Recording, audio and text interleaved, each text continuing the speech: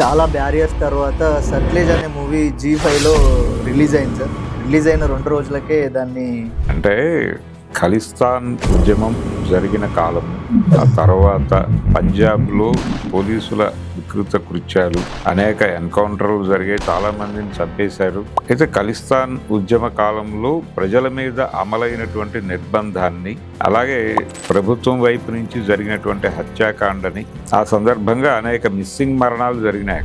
అంటే పోలీసులు అరెస్ట్ చేస్తారు, అరెస్ట్ చేసి తీసుకెళ్లి చంపేస్తారు, చంపేసి తగలబెట్టేస్తారు. ఎవరైనా వచ్చి అడిగితే మాకు తెలియదు అని బుకాయిస్తారు. ఆ హత్యలకు సంబంధించినటువంటి ఏ రకమైన రికార్డులు ఎక్కడా లేవు. అలాంటి కేసులు అనేక ఉన్నాయి అని ఆ సినిమాలో ప్రస్తావించారు. చివరికి ఆపరేషన్ బ్లూ స్టార్ అనే పేరుతో ఇందిరాగాంధీ గారు సైన్యాన్ని పంపించింది కదా అక్కడికి. ఇలా భారతదేశంతో మాకు కుదరదు, మేము విడిపోతాం అంటే భారతదేశంలో జాతి పోరాటాలు ఉధృతంగా నడుస్తున్నటువంటి సమయంలో తీవ్రమైన నిర్బంధాన్ని అమలు చేసి వీళ్ళందరినీ కంట్రోల్లోకి తీసుకోవాలి అని భావించింది ఆవిడ. ఆ టైంలో ప్రభుత్వం నిర్వహించిన అకృత్యాలు అన్నీ ఇన్ని కావు. ప్రజల మీద వాళ్ళు ఉపయోగించిన నిర్బంధం, విచక్షణ రహితంగా కాల్పులు జరపడం, బెదిరించి కంట్రోల్ చేయటం అనే ప్రోగ్రాం. ఇది దేశ గౌరవ ప్రతిష్టలకి భంగకరం అని చెప్పి వీళ్ళు స్ట్రీమింగ్ ఆపారు. ఈ ప్లాట్ఫామ్ లో ఉన్న పెట్టుబడుల్లో కాషాయపు పెట్టుబడులే ఎక్కువ కాబట్టి వాళ్ళకి కొంచెం ఇబ్బందికరంగా కనిపించింది కంటెంట్. ఇప్పుడు ఆంధ్రప్రదేశ్లోను లేకపోతే తెలంగాణలోను ఇలాంటి కథలు అనేక ఉన్నాయి. ఆ కథలు కూడా ఇప్పుడు దీని నుంచి ఇన్స్పైర్ అయి మాట్లాడటం మొదలు పెడితే ఏమిటి పరిస్థితి? Hello, welcome to 3TV. ఈరోజు మనతో ఉన్నారు senior journalist and film critic Bharadwaja garu. Hello sir. Hello sir. అయితే చాలా బ్యారియర్స్ తర్వాత సట్లేజ్ అనే మూవీ జీ5లో రిలీజ్ అయింది సార్. రిలీజ్ అయిన 2 రోజులకే దాని స్ట్రీమింగ్ ఆపేయాలని దానివల్ల ఆపేశారు. ఏంటి సార్ అసలు సట్లేజ్ మూవీ ఏంటి? దీన్ని అంటే ఖలిస్తాన్ ఉద్యమం జరిగిన కాలము, ఆ తర్వాత పంజాబ్లో పోలీసుల వికృత కృత్యాలు, అనేక ఎన్కౌంటర్లు జరిగాయి, చాలా మందిని చంపేశారు. మ్యాచెస్ అని ఇంతకుముందు ఒక సినిమా వచ్చింది గుల్జార్ది సార్, అది కూడా ఈ నేపథ్యమే. అయితే ఖలిస్తాన్ ఉద్యమ కాలంలో ప్రజల మీద అమలైనటువంటి నిర్బంధాన్ని, అలాగే ప్రభుత్వం వైపు నుంచి జరిగినటువంటి హత్యాకాండని ఖండిస్తూ నిజ నిర్ధారణ చేసుకుంటూ వెళ్ళినటువంటి ఒక పౌర హక్కుల కార్యకర్త తాలూకా జీవితాన్ని వాళ్ళు పోర్ట్రేట్ చేశారు. ఆ సందర్భంగా అనేక మిస్సింగ్ మరణాలు జరిగినాయి అక్కడ. అంటే పోలీసులు అరెస్ట్ చేస్తారు, అరెస్ట్ చేసి తీసుకెళ్లి చంపేస్తారు, చంపేసి తగలబెట్టేస్తారు. కానీ ఎవరైనా వచ్చి అడిగితే మాకు తెలియదు అని బుకాయిస్తారు.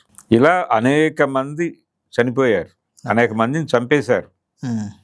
ఆ హత్యలకు సంబంధించినటువంటి ఏ రకమైన రికార్డులు ఎక్కడా లేవు. వాళ్ళు ప్రభుత్వ లెక్కల్లో ఇప్పటికీ బతికే ఉన్నారు, చచ్చిపోయారని రూఢి లేదు.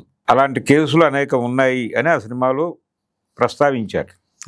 తర్వాత ఎన్కౌంటర్ల పేరుతో చంపేసిన వాళ్ళు, పోలీసులు అధికారుల మెప్పు పొందటం కోసం చేసినటువంటి హత్యలు, ఇలా ఆ ఉద్యమాన్ని ఆపటం కోసం జరిగినటువంటి కార్యక్రమాలు ఇవన్నీ. ఖలిస్తాన్ అనే మాట వినిపించకూడదు అని చివరికి ఆపరేషన్ బ్లూ స్టార్ అనే పేరుతో ఇందిరాగాంధీ గారు సైన్యాన్ని పంపించింది కదా అక్కడికి. పంపించి ఆ వాళ్ళ స్వర్ణ దేవాలయంలోకి వాళ్ళు వెపన్స్తో ఎంటర్ అయిపోయి సంత్ బెంద్రన్వాలేని చంపడం అనేది ప్రోగ్రాం. ఆయనతో పాటు చాలా మందిని చంపారు అక్కడ. దానికి రివెంజ్ ప్రోగ్రాంలో భాగంగా కదా ఇందిరాగాంధీని సత్వంత్ సింగ్ బియాన్ సింగ్ కాల్చి చంపింది. కాబట్టి ఆవిడ ఆ పని చేయకపోతే అది జరిగి ఉండేది కాదు. కాబట్టి వాళ్ళ మనోభావాలు తీవ్ర స్థాయిలో గాయపరిచారు ఈ ఉన్మాద చర్యలన్నీ కలిపి. అంటే చాలా స్పష్టంగా భారతదేశంలో ఒక అన్రెస్ట్ ఉండింది ఆ టైంలో. ఈ అన్రెస్ట్ అంటే పర్టికులర్గా పంజాబ్లో అన్రెస్ట్ కారణం ఇందిరాగాంధీ గారు అగ్రికల్చర్లో తీసుకొచ్చినటువంటి విప్లవాత్మకమైనటువంటి లక్షణాలు. అంటే ఆవిడ గ్రీన్ రెవల్యూషన్ అనే పేరుతో, హరిత విప్లవం అనే పేరుతో ఆవిడ వాళ్ళ మీద పెట్టినటువంటి ప్రెజర్, దాని తాలూకా భూములు సర్వనాశనం అయిపోయినాయి. ఈ కోపం నుంచి వాళ్ళు ఈ దేశంతో మాకు సంబంధం లేదు, మేము విడిగా బతికేస్తాం అని అడిగారు. అదే టైంలో అస్సాంలో మేము విడిపోతాం అని గణ సంగ్రామ పరిషత్ ఆధ్వర్యంలో అక్కడ ఒక ఉద్యమం. అలాగే ఈశాన్య రాష్ట్రాల్లో లాల్డెంగా అనుకో వీళ్ళందరూ కూడా గొడవ, మేము విడిపోతాం, ఈ దేశంతో మాకు సంబంధం లేదు అని. అదే టైంలో గూర్ఖాల్యాండ్ సుభాష్ గీషింగ్ అనే ఆయన నాయకత్వంలో అక్కడ బెంగాల్ చివర అదొక ఉద్యమం నడిచేది. ఇలా భారతదేశంతో మాకు కుదరదు, మేము విడిపోతాం అని బోడోల్యాండ్ ఇవన్నీ ఇన్ని ఉద్యమాలు జరుగుతున్నటువంటి సందర్భం. అంటే భారతదేశంలో జాతి పోరాటాలు ఉధృతంగా నడుస్తున్నటువంటి సమయంలో తీవ్రమైన నిర్బంధాన్ని అమలు చేసి వీళ్ళందరినీ కంట్రోల్లోకి తీసుకోవాలి అని భావించింది ఆవిడ. ఆ టైంలో ప్రభుత్వం నిర్వహించిన అకృత్యాలు అన్నీ ఇన్ని కావు. ప్రజల మీద వాళ్ళు ఉపయోగించిన నిర్బంధం, విచక్షణ రహితంగా కాల్పులు జరపడం, బెదిరించి కంట్రోల్ చేయటం అనే ప్రోగ్రాం. అందులో ఎంతమంది ప్రజలు నష్టపోయారు, ఎంతమంది జీవితాలు నాశనం అయినాయి అనేది ఒక పౌర హక్కుల కార్యకర్త అతను నిజ నిర్ధారణగా వెళ్ళినప్పుడు ఇచ్చినటువంటి రిపోర్టుల ఆధారంగా అల్లుకున్నటువంటి కథ ఇది. జస్వంత్ సింగ్ కల్రా ఈ కథ ఆయనకు సంబంధించిన లైఫ్ అంతే. అందులో ఆయన ఎక్స్పీరియన్స్ చేసినటువంటి కేసులు చాలా ఉన్నాయి. ఆ నేపథ్యంలో ప్రభుత్వము అలాగే భారతదేశంలో నియంతృత్వం ఎలా అమలు జరిగింది, ప్రజాస్వామ్యం అనేది, భారతదేశం అనేది ప్రపంచంలో అతిపెద్ద ప్రజాస్వామ్యం అని కదా. ఆ భారతదేశం అనే దాని క్రెడిబిలిటీ, అది ఒక పెద్ద డెమోక్రటిక్ కంట్రీ అని ప్రపంచంలో ఉన్న ఇమేజ్ని బీభత్సంగా డ్యామేజ్ చేసే మెటీరియల్ ఉంది దానిలో. అందుకని ఇది దేశ గౌరవ ప్రతిష్టలకి భంగకరం అని చెప్పి వీళ్ళు స్ట్రీమింగ్ ఆపారు. ఈ స్ట్రీమింగ్ ఆపడానికి ముందు నిజానికి అది థియేటర్ రిలీజ్ కోసం చేసిన సినిమానే. అది సెన్సార్కి వెళ్ళింది. దాదాపు 100 పైన కట్స్ చెప్పారు వాళ్ళు. 121 కట్స్ ఇంకేముంటుంది సినిమా అక్కడ. 127 కట్స్ అంటే అది ఇంకే సినిమా ఏమి ఉండదు అక్కడ. కాబట్టి ఆ లెవెల్ కట్స్ చెప్పేశారు. చెప్పిన తర్వాత థియేటర్ రిలీజ్ లేదు అనేది అర్థమయ్యి ఇది ఓటీటీ ప్లాట్ఫామ్లో సెన్సార్ అక్కర్లేదు కాబట్టి అక్కడ పెడితే బెటర్ అని అనుకుని అక్కడ పెట్టాడు ఆయన. పెడితే అక్కడ వీళ్ళు జీ ప్లాట్ఫామ్ మీదకి వచ్చింది అది. దాన్ని వాళ్ళు ఇబ్బందికరంగా ఫీల్ అయ్యారు. నిజానికి జీ ప్లాట్ఫామ్లో ఉన్న పెట్టుబడుల్లో కాషాయపు పెట్టుబడులే ఎక్కువ. కాబట్టి వాళ్ళకి కొంచెం ఇబ్బందికరంగా కనిపించింది కంటెంట్. రెండోది, దీని నుంచి మళ్ళీ ఖలిస్తాన్ మూమెంట్ మీద ఒక సింపతి మొదలయ్యే అవకాశం ఉంది. ఆ సింపతి రాకూడదు అనేది వీళ్ళ ఉద్దేశం. దాంతోపాటు అది ప్రధానమైన గొడవ. అది రాకూడదు, ఆ సింపతి రాకూడదు అనేది బలంగా ఫీల్ అవుతున్నారు. దాంతో వీళ్ళేం చేశారు, కుట్రపూరితంగా భారతదేశ ప్రతిష్టకి భంగకరమైనటువంటి కంటెంట్ ఇది అనే మాట చెప్పించి క్లోజ్ చేయించారు అక్కడ. ఇది స్ట్రీమ్ చేయలేను అని చెప్పేసి ఆయన క్లోజ్ చేశాడు. అయితే అప్పటికే డౌన్లోడ్ అయింది అది. చాలామంది డౌన్లోడ్ చేసుకున్నారు, సర్క్యులేట్ చేసుకున్నారు. ఇప్పుడు ఆ బయట తిరుగుతున్నటువంటి వెర్షన్ ఎక్కడో దొరుకుతోంది అని చెప్పి చాలామంది వెతుకుతున్నారు, లాక్కుంటున్నారు, చూస్తున్నారు. అంటే ఇప్పుడు ఆంధ్రప్రదేశ్లోను లేకపోతే తెలంగాణలోను ఇలాంటి కథలు అనేకం ఉన్నాయి. ఆ కథలు కూడా ఇప్పుడు దీని నుంచి ఇన్స్పైర్ అయ్యి మాట్లాడటం మొదలు పెడితే ఏమిటి పరిస్థితి అనేది గందరగోళమే. అంటే ఇక్కడ హైదరాబాదులోనే ఇప్పుడు నాంపల్లిలో ఒక సినిమా హాల్ ఇప్పుడు ఏదో హార్స్ దీనికి మారింది. అది ఆ థియేటర్లో సినిమా చూస్తూ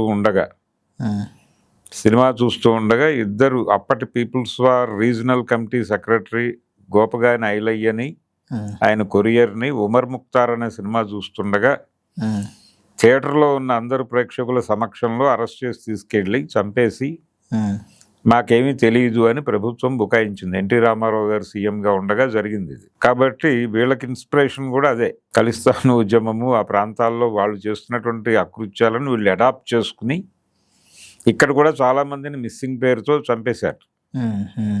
చంపేసి మాకేం తెలియదు అని బుకాయించటమే. నిజమా? మేము అరెస్ట్ చేసామా? లేదండి. ఎవరన్నా చేశారేమో, మేము పర్సూ చేస్తాం, తప్పకుండా మనం చూద్దాం ఈ కేసు, మీరు కంప్లైంట్ ఇవ్వండి, మనం చూద్దాం, ఈ పద్ధతిలోనే మాట్లాడేవాళ్ళు. కాబట్టి ఈ కథలు మళ్ళీ ఇక్కడ రేగుతాయి, ఆ జ్ఞాపకాలు. అందుకని అది థియేటర్కల్ రిలీజు ఉండకూడదు, ఇంకా ఏ ప్లాట్ఫామ్ మీద అది ఉండకూడదు.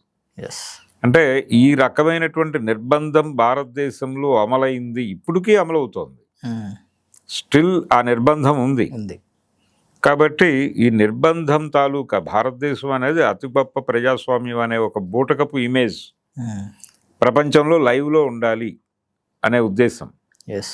ఆ ఉద్దేశంతో ఈ సినిమాని టార్గెట్ చేసి దాన్ని అప్రకటిత అంటే ఒక రకంగా బ్యాన్ పెట్టినట్టే.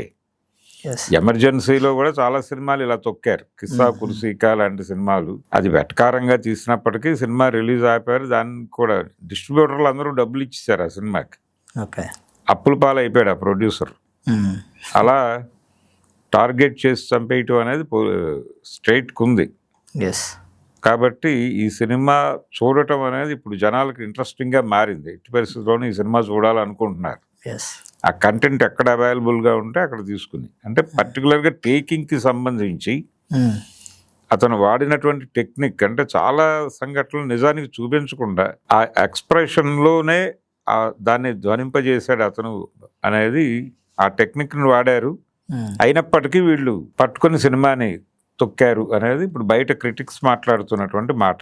ఎస్ సార్, ఈ ఖలిస్తాననే భావన మళ్ళీ ఉత్తేజం అవుతుంది, మళ్ళీ చైతన్యం అవుతుంది అని ఒకటేనా, లేదంటే కాంగ్రెస్కి సంబంధించినటువంటి ఏ చిన్న తప్పు దొరికినా వదిలిపెట్టని బీజేపీ ఎందుకు ఈ సట్లుజ్ అనే సినిమా అంటే కాంగ్రెస్ హయాంలో జరిగినటువంటి వాటి రిలేటెడ్గా ఉన్న సినిమాని ఎందుకు వ్యతిరేకిస్తూ అది చేస్తుంది? అంటే ఇక్కడ కాంగ్రెస్ మరొకట అని కాదండి, ఇంకొక దానిలో చేయొచ్చు. ఇప్పుడు ఎమర్జెన్సీ నియంతృత్వం గురించి మాట్లాడతారు కానీ దాని మీద ఎక్కువ ఇంటెన్స్తో మాట్లాడితే ఇప్పుడు చేస్తున్నది అదే కదండి అంటారు జనాలు. అందుకని టార్గెట్ చేసి ఇందిరాగాంధీ నియంత అంటాం వేరు, కానీ పోలీసులు సైన్యం కలిసి చేసిన దారుణాలను చూపించడం వేరు. ఇది పాలకవర్గ స్వభావాన్ని తెలియజేస్తుంది. వీళ్ళు కూడా భాగస్వాములు అయి ఉంటారు దాంట్లో. అందుకని ఇది తమ ఇంటిగ్రిటీకి ప్రమాదం అని భావించి ఆపారు. ఇది అంటే పాలక పక్షాలన్నీ ఒకే తాను ముక్కలు అని తరచూ చెప్పేవారు. అది నిజం, అది నిజం అనేది ప్రూవ్ చేశారు. ఇది చాలా సందర్భాల్లో అలాగే కనిపిస్తుంది.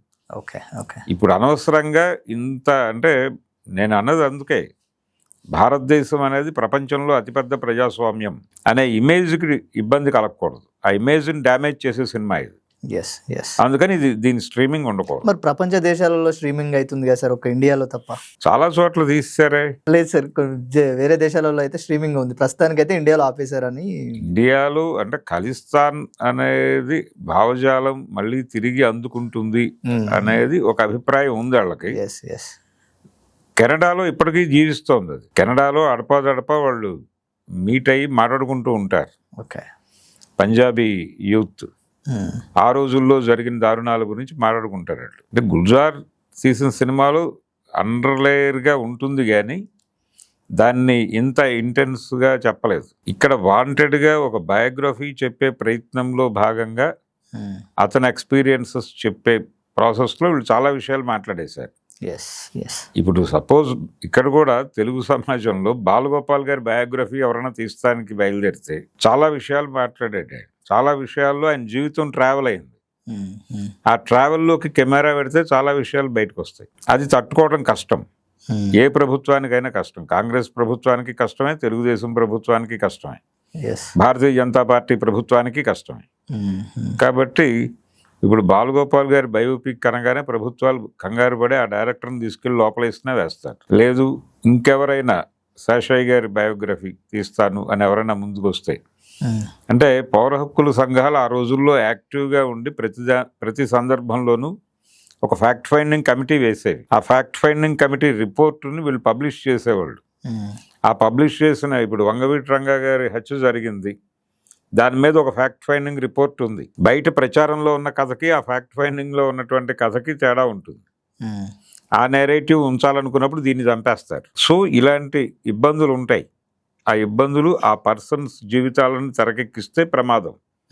కనీసం వాళ్ళ జీవితాల మీద నవలలు రాసినా ప్రమాదమే. దాన్ని అడ్డుకుని తీరతాము, ఇలాంటి ప్రమాదాలు జరగకుండా చూస్తాము అనటానికి సట్లజ్ మీద నిజానికి వాళ్ళు పెట్టిన మొదటి టైటిల్ ఇది కాదు, ఇది ఓటీటీ కోసం పెట్టిన టైటిల్ అంతే. కల్రా 95 అని ఏమో పెట్టారు సార్. కల్రా తర్వాత 95 తర్వాత సట్లుజ్ అని చేశారు సార్. అవును, అలా ఇది నిర్బంధంలో భాగమే. నిర్బంధాన్ని జస్టిఫై చేసుకోవడం కోసం ఇది ఒక అప్రకటితమైనటువంటి నియంతృత్వంలో భాగమే ఈ నిషేధమే బ్యాన్ చేశారు సినిమాని. సో ఇది సట్లూజ్ ప్రస్తుతం దాని చుట్టూ తిరుగుతున్నటువంటి విశ్లేషణ. Thank you sir. Thank you.